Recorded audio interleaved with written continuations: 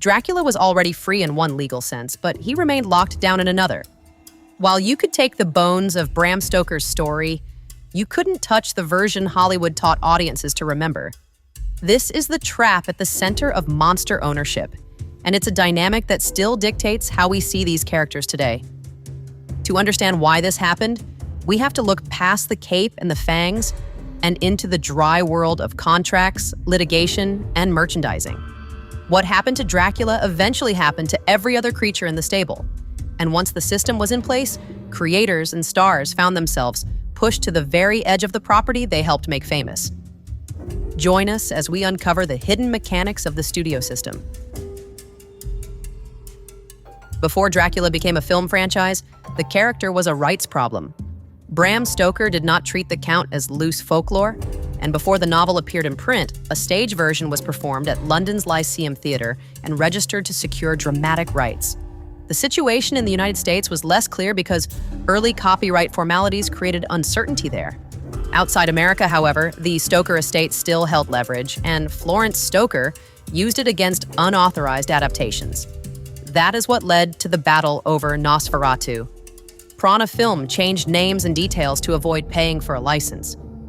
Dracula became Count Orlok and Jonathan Harker became Thomas Hutter, but the structure was still close enough that Florence Stoker sued. The case ended with a German court ordering the destruction of the film's prints. Some copies survived, but the lesson was already in place. A monster could be defended across borders and across media, even after cosmetic changes. In the eyes of the industry, these creatures were becoming assets. Universal understood this shift in power very quickly. By the start of the sound era, the studio moved to secure the rights to the successful stage adaptation by Hamilton Dean and John L. Balderston. This was the moment Dracula stopped being an author's creation and became a studio-organized production property backed by massive advertising muscle.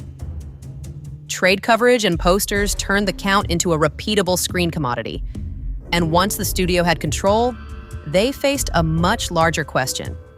The issue was no longer about who could adapt the monster, but who had the right to define what the monster looked like. If Dracula showed how a studio could acquire a monster through a contract, Frankenstein showed how they could rebuild ownership from the ground up. Mary Shelley's novel had already entered the public domain by the time production began, which meant the core story was technically free for anyone to adapt.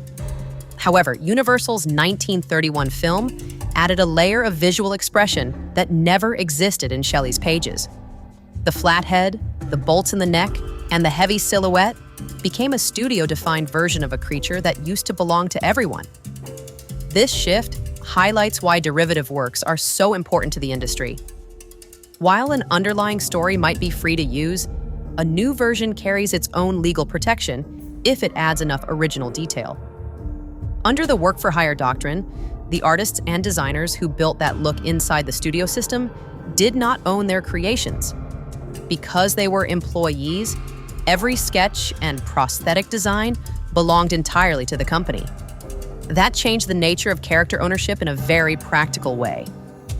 A creature could be public domain, in theory, but remain completely fenced off in the marketplace if the version audiences recognized most was owned by a studio. Dracula and Frankenstein represent two different paths to the same corporate result. One was secured through licensed rights, while the other was claimed through a proprietary screen interpretation.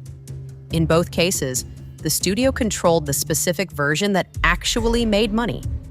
Eventually, that same legal logic reached the actors themselves. Bela Lugosi's performance fixed the image of Dracula in the public imagination, but the legal battle that followed his career was not about Bram Stoker's text. The fight centered on likeness and merchandising.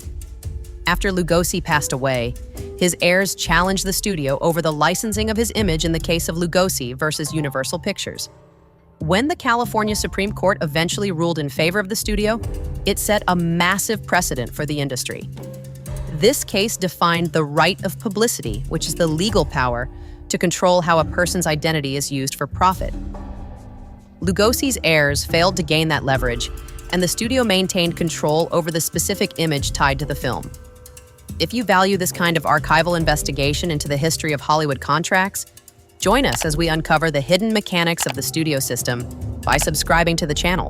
Beyond the screen, Universal and the other major studios extended their grip through vertical integration and merchandise. The monster was no longer just a character, but had become a piece of corporate inventory. Masks, toys, and posters ensured the studio's version stayed dominant long after the films left the theaters. Even when a story becomes free to use, the rights do not simply vanish. They multiply. By the time modern filmmakers returned to Dracula, they were stepping into a checkerboard of overlapping legal claims.